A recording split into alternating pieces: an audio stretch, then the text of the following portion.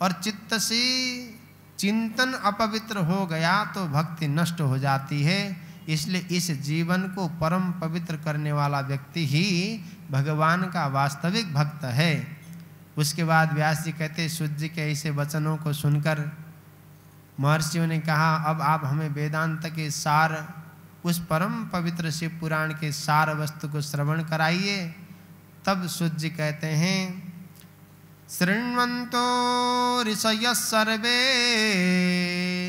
स्मृत्वा शिवमनामयं पुराण प्रवणं शैवं पुराणं वेदसारजम्।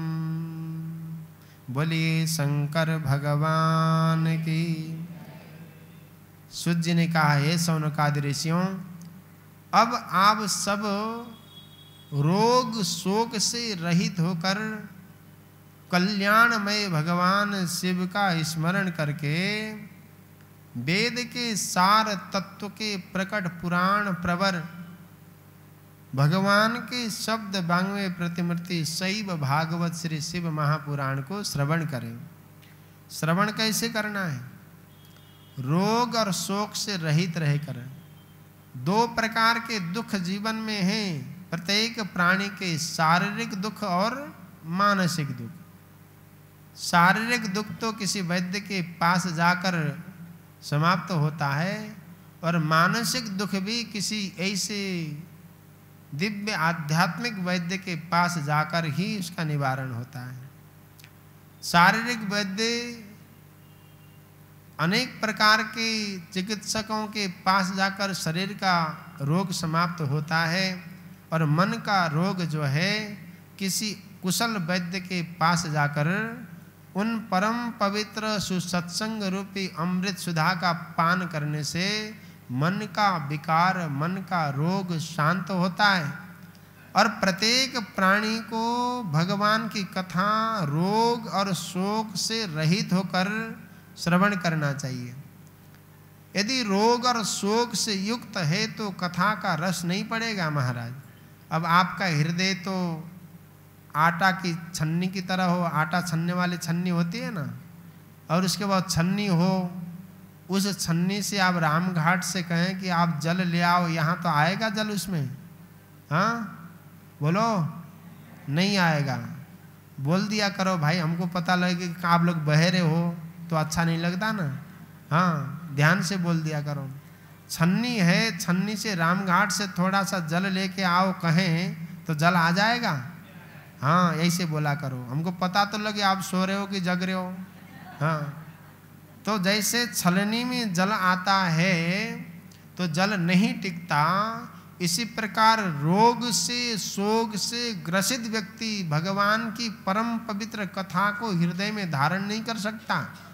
इसलिए अंतर्मन के शोक को समाप्त करके, रोग को समाप्त करके, मन के रोग को, मन के शोक को समाप्त करके भगवान की कथा को श्रवण करना चाहिए। अब आप लोग मन के रोग और शोक को रखोगे तो कथा का फल उतना नहीं मिलेगा। इसलिए सज्जनों, सावधान होकर भगवान की कथा सुननी चाहिए। भगवान की कथा का फल उसी को मिलता है जिसने सावधान होकर एक एक पग भगवान की कथा को श्रवण किया हो। तो श्रद्धेय सज्जनों, इस परम पवित्र भाव को सूत जी महाराज कहते, रोग शोक से रहित होकर इस शिव पुराण के परम पवित्र भाव को सुने। तो शौनकादि ऋषि ने कहा, महाराज इतना सावधान कर रहे हो, बताइए इसमें क्या है जिसके लिए हमको सावधान होना है?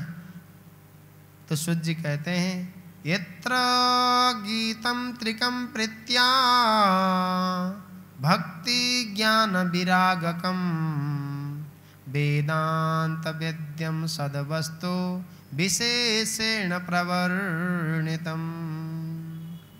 शौनक जी ने कहा, आप शोक और दुख रोग से दूर रहकर, उनसे शोक और रोग से रहित होकर कथा सुनिए। तो इसमें कौन सी ऐसी वस्तु है जिसके लिए हमको रोग और शोक से दूर रहना है? तो सूत जी ने कहा, इसमें भक्ति ज्ञान वैराग्य का अत्यंत प्रेम पूर्ण भाव से वर्णन किया गया है। वेदांत वेद्य सद वस्तु का विशेष रूप से वर्णन किया गया है। अब आप लोग वेद के सारभूत उस पुराण को सुने। बहुत समय में पूर्व कल्प व्यतीत होने पर जब इस समय का वर्तमान कल्प में जब सृष्टि कर्म प्रारंभ हुआ, उन दिनों 6 कुलों के महर्षि परस्पर वाद विवाद करते हुए कहने लगे, ये वस्तु उत्कृष्ट है, ये छोटा है, ये सही है, ये गलत है। उनके इस विवाद ने अत्यंत महान रूप धारण कर लिया। तब सबके सब अपनी शंका के समाधान के लिए सृष्टिकर्ता ब्रह्मा जी के पास गए। हाथ जोड़कर बड़े विनय पूर्वक कहा, ब्रह्मा जी, आप संपूर्ण जगत को धारण पोषण करने वाले हैं, समस्त कारणों के भी कारण हैं। हम ये जानना चाहते हैं कि संपूर्ण तत्वों से परे परात्पर पुराण पुरुष कौन है। तो ब्रह्मा जी ने कहा, यतो वाचो निवर्तन्ते अप्राप्य मनसा सह यस्मात् सर्वमिदं विष्णु रुद्रेन्द्र पूर्वकम। जहाँ से मन सहित वाणी उन्हें न पाकर लौट जाती है, जिनसे ब्रह्मा विष्णु रुद्र इंद्र आदि से युक्त संपूर्ण जगत इंद्रियों के साथ पहले जो प्रकट हुआ, यही देव महादेव सर्वज्ञ एवं संपूर्ण जगत के स्वामी हैं। उत्तम भक्ति से ही इन भगवान का साक्षात्कार हो सकता है। बिना भक्ति के भगवान का साक्षात्कार कोई कर नहीं सकता। बहुनात्र किमुक्तेन शिवी भक्त्या विमुच्यते प्रसादात् देवता भक्ति प्रसादो भक्ति संभव। अधिक कहने से क्या आवश्यकता, भगवान शिव में भक्ति होने से मनुष्य संसार के समस्त प्रकार के बंधन से मुक्त हो जाता है। देवताओं के कृपा प्रसाद से ही उत्तम भक्ति होती है और भक्ति से देवता का कृपा प्रसाद प्राप्त होता है। ठीक उसी तरह जैसे यहाँ अंकुर से बीज और बीज से अंकुर उत्पन्न होता है। देखो, आप लोग तो सब काश्तकार लोग हैं। अभी अभी आपने सोयाबीन लगा के आए, सोयाबीन भी भगवान की कृपा से खूब फले फूले। और उसमें आपको बताएं, जब सोयाबीन लगाते हैं तो वो बीज जब ज़मीन में डालते हैं, बीज से अंकुर होता है, अंकुर से ही बीज भी उत्पन्न होता है। जब बड़ा हो जाता है तो दाने लगते हैं, उसी दाने से क्या होता है, फिर बीज बनता है और बीज से फिर क्या होता है, अंकुर होता है। और फिर जब वो अंकुर हो जाता है, बड़ा हो जाता है, दाने लगते तो वो क्या बन जाता है, बीज बन जाता है। इसी प्रकार अंकुर से बीज उत्पन्न होता है और बीज से अंकुर उत्पन्न होता है। इसलिए इस पृथ्वी पर जाकर ब्रह्मा जी ने कहा कि आप सब 1000 वर्ष तक चलने वाला विशाल ज्ञान यज्ञ का आयोजन करें। भगवान शंकर यज्ञपति हैं, उनकी कृपा से वेदोक्त विद्या के सारभूत साध्य साधन का ज्ञान होता है। मुनियों ने कहा कि साधन साध्य क्या है, उसका परम साधन क्या है, उसका साधक कैसा होता है, ये सभी बातें यथार्थ रूप से कहें। ब्रह्मा जी ने कहा, साध्यम शिव पद प्राप्ति साधनम तस्य सेवनम साधकस्तत्प्रसादात्यो नित्यादि फल निष्प्रिय। भगवान शंकर के पद की प्राप्ति ही साध्य है और भगवान शंकर की सेवा ही साधन है। उनके प्रसाद से जो नित्य नैमित्तिक आदि फलों की ओर से निष्प्रिय हो जाता है, वही साधक है। वेदोक्त कर्म का अनुष्ठान करके उसके महान फल को भगवान शंकर के चरणों में समर्पित कर देना ही भगवान की प्राप्ति करना है। अब ध्यान देना, महाकालेश्वर में जाके भगवान, हे कुबेर के भंडार को देने वाले, हमको भी जो है ऐसी ऐसी समस्या है। भगवान आपकी हमारी तरफ बहरे नहीं है, न वो अंधे हैं, उनको सब कुछ दिखाई देता है। आप तो जाके केवल मन से उनके चरण पकड़ लेना, उनके चरणों में भगवती रहती है। भगवती लक्ष्मी है, भगवती पार्वती है, भगवती सरस्वती है। जिसकी वाणी पवित्र हो गई, जिसके अंदर शक्ति आ गया और जिसके पास लक्ष्मी का प्रादुर्भाव चरणों में रहता हो महाराज, उसको संसार में कुछ भी वस्तु मांगने की आवश्यकता नहीं होती। तो भगवान के पास जाकर कुछ सामान्य नाशवान पदार्थ को जो मांगता है, भगवान वेद व्यास जी कहते हैं उससे बड़ा मूढ़ और अज्ञानी जीव इस संसार में कोई दूसरा नहीं है। तो इसलिए भगवान की प्राप्ति करना है। सारभूत साधन को बताते हुए ब्रह्मा जी कहते हैं कान से भगवान के नाम गुण लीलाओं का श्रवण करना, वाणी के द्वारा कीर्तन, मन के द्वारा मनन, ये तीनों को महान साधन कहा गया। तात्पर्य ये है कि भगवान शंकर का श्रवण कीर्तन मनन करना चाहिए। मनसा मननम तस्य महासाधन मुच्यते श्रोतव्य कीर्तितव्यस्य मंतव्यस्य महेश्वरः। पहला साधन श्रवण है। गुरु के मुख से तत्व को सुनकर बुद्धिशाली विद्वान पुरुष अन्य साधन कीर्तन एवं मनन की सिद्धि करे। मनन पर्यंत इस साधन की अच्छी तरह साधना कर लेने पर उसके द्वारा सालुक्य आदि के क्रम से धीरे धीरे भगवान का सुसंयोग प्राप्त होता है। पहले सारे अंगों के रोग नष्ट हो जाएं, फिर सब प्रकार का लौकिक आनंद भी मिलता है। अब देखो, आपको तो बोलना ही पड़ेगा, पहले शरीर के सब अंगों के रोग ठीक कर लो। अब रोग क्या है? इन आँखों से हमने कुछ देखा, देखने के बाद किसी की उन्नति देखी, किसी की प्रगति देखी, तो इन आँखों में थोड़ी थोड़ी बीमारी आने लगी। आजकल आई है ना, हाँ, ऐसी बीमारी आ गई, जलन आ गया, ऐसा कैसे हो गया? तो मतलब ये आँखों का रोग है। दूसरे की उन्नति प्रगति समृद्धि देखकर इनमें आग जब उठे तो समझ लेना कि आँखों में विकार उत्पन्न हो गया। किसी की उन्नति प्रगति समृद्धि को सुना तो मन मलिन हो गया, ईर्ष्या जागृति हो गई, मात्सर्य भाव जागृति हो गया, तो समझो एक कानों में भी रोग लग गया है। इसी प्रकार वाणी से किसी के दोषों का वर्णन होने लग जाए तो क्या करना चाहिए? वाणी में भी रोग आ गया। और चित्त मलिन हो गया, किसी के दोषों का चिंतन कर रहा है चित्त, तो क्या समझना चाहिए? चित्त भी बीमार हो गया।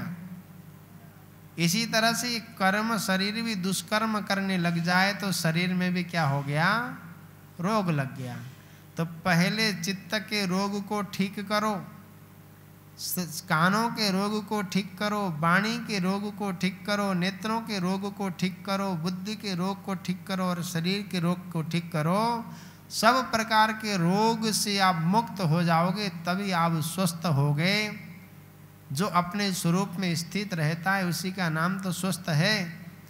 अब इन रोग को ठीक करने का क्या कारण है? बोले कि आप सबसे पहले श्रवण के द्वारा भगवान की परम पवित्र कथा को श्रवण करके कान के रोगों को ठीक करो। जब कान भगवान की कथा सुनेगा तो चित्त पवित्र रहेगा।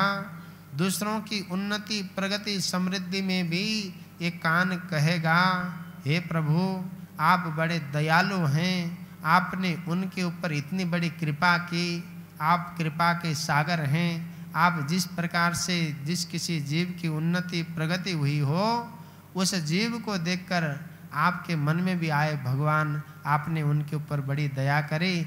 ऐसी दया आप चराचर जगत के संपूर्ण प्राणियों के ऊपर करें, ऐसा भाव आ जाए तो आपके कान का रोग ठीक हो गया।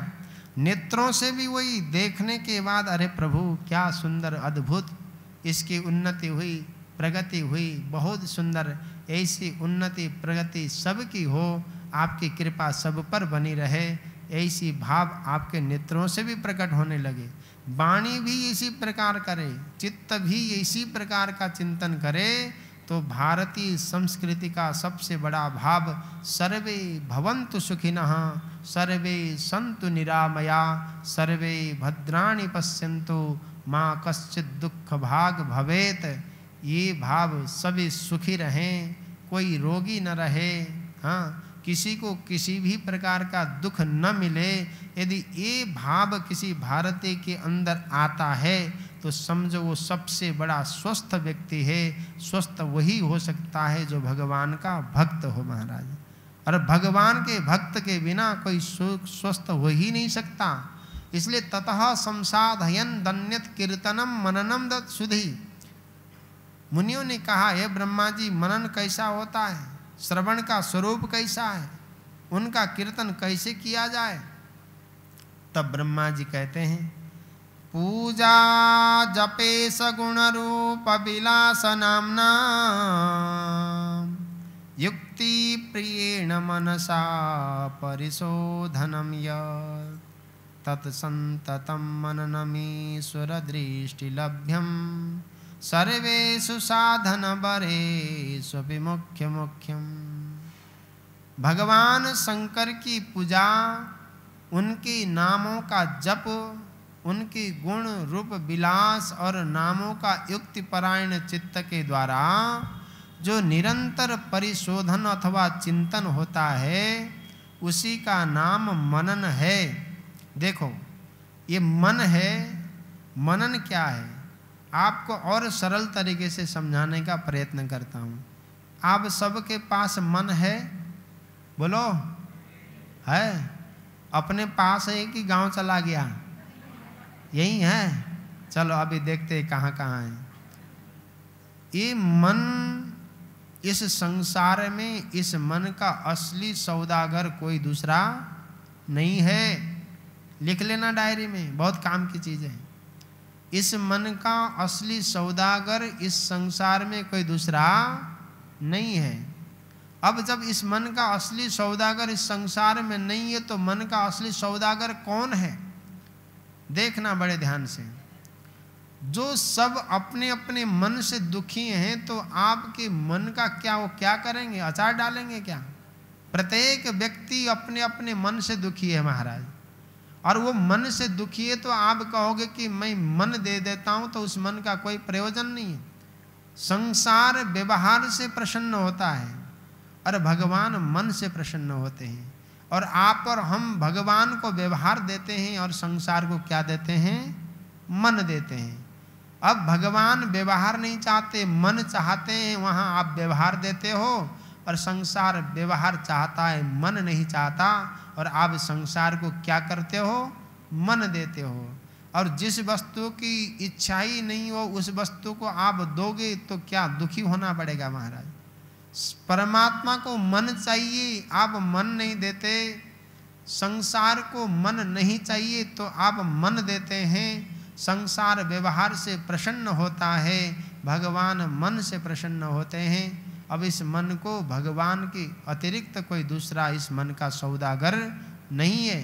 इस मन को भगवान को ही देना चाहिए। एक भक्त बड़े श्रद्धा के साथ वृंदावन गया। वृंदावन जाने के बाद बांके बिहारी जी के परम पवित्र चरणों में प्रणाम करने लगा, और प्रणाम करते हुए कहता है,